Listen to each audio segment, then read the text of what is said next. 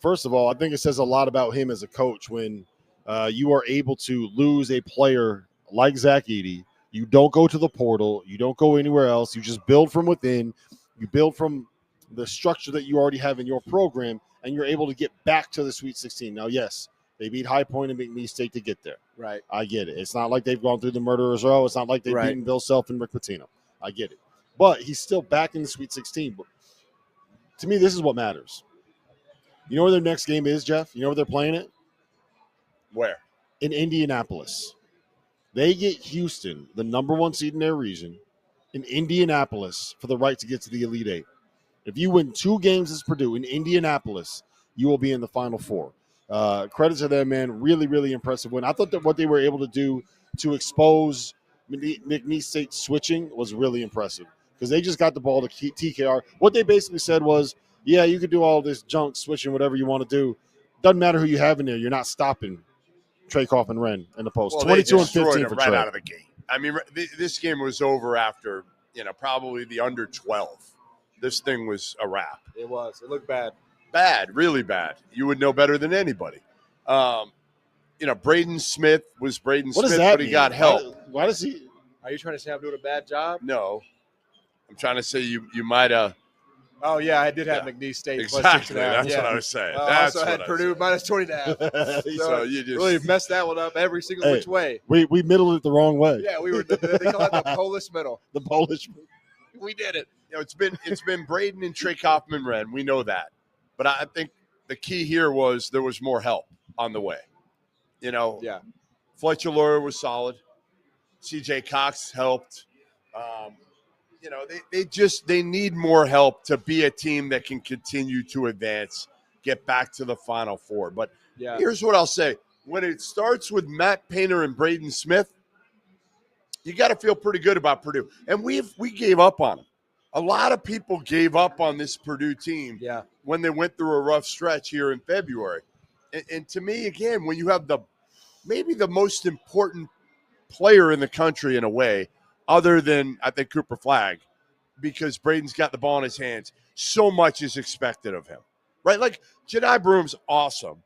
But if you took Jedi Broom away, Auburn's still going to win a lot of games. If you take Braden Smith away from Purdue, how many games are they going to win? Not a lot. And look, that might actually be the smartest thing Goodman said on these shows this week. Braden Smith, I've seen a lot of very intelligent. Because he accused me yesterday of bringing no substance. Now he says you have said nothing smart. You're just he finally said something smart. No, look, we talked about it all year. So it's the big 3 for Purdue, right? It's Braden, Fletcher, the big 2.5, and TKR. That's what I've called it, the big 2.5. The big 2 are. It's Braden Smith, Fletcher Lawyer, and Matt McCall, right? Basically, it might as well be Matt McCall. That's the inside joke people will he's figure the glue out. guy. He's the glue guy. Yeah. No, but Braden Smith has so much on his shoulders, and honestly, he hasn't even played that well in the tournament.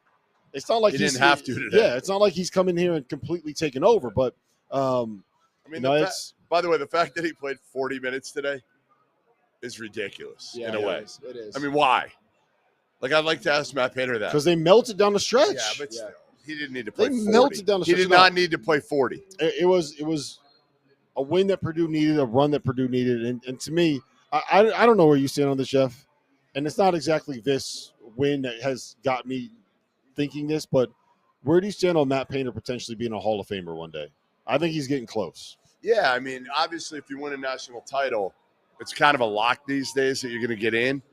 Matt Painter got close last year, didn't end up, getting the ring, but man, and especially in a place like here's what makes Matt Painter so special to me is he's done it clean. He has done it. If you talk to anybody in the industry, I've never heard anybody accuse Matt Painter of cheating. I've never heard a coach say it.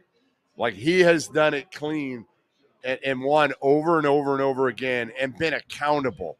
That's the beautiful thing about Painter too, right? He's never going to make excuses. Yeah. He's going to say, like, it's on me. And some coaches say it, but they don't mean it. They're just doing it. Yeah. Matt Painter means it. Yeah, and I think he does. What's the way? How do I want to phrase this? I don't want to say like he makes excuses, but he will tell you why they lost. It's not an excuse. He will tell you what happened. And he'll sit there and he'll be honest about it and talk about it and open about it and say, we got to fix it, right? That's That's kind of who he is. The thing that I think is notable. You said he's got to win a national championship to become be automatic. But hold on. Those guys are automatic. Yeah, no, I know. Braden Smith is a junior. Fletcher Lawyer's a junior. TKR is a junior. All those role players are sophomores. They got a really good They freshman better class. raise some more money.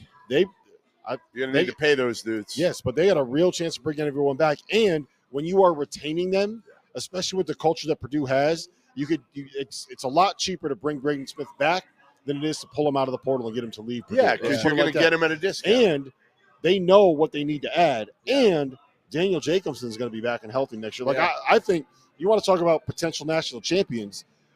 At some point, we are going to have to put together a preseason top 25 for next season. Yeah, they're going to be up there for sure. Do you know how hard it's going to be for me to not have them preseason number one?